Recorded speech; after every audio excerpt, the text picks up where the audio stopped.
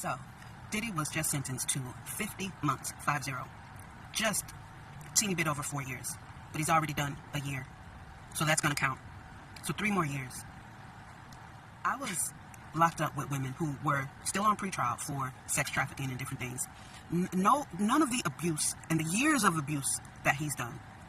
And they are facing more time than that. The fuckery is beyond me.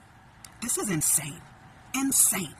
So, here's my, okay, not only the money, but how TF is it that even women are facing higher, longer sentences than this effing tyrant of a man? How? That's insane. That's insane. One chick that I ended up becoming cool with, and we used to play Monopoly, and she was a beast. You're gonna probably laugh, but she was a beast at Connect 4. She's from Compton, and she said she used to play for money, so she had to learn. She said she was playing against the older woman that used to always beat her. She was a effing master at Connect 4. Do you hear me? Master. But her charge is sex trafficking. Her initial, like what she was fighting, was 30 years. So then last she went, and we were talking, she was down to, I think, like 10 years. And I was like, definitely take that. You know what I mean? And here this freaking tyrant got even less than what the PSR recommended. 50 months? That is insulting. If nothing else, to Cassie, because we saw that video. That's fucking crazy to me. And then me. I was on pretrial for 1 year because my whole sentence was 8 months. None of that counted for me. Like, I couldn't even get time served for saying on the internet. And then after saying that, setting a roll of paper towels on fire.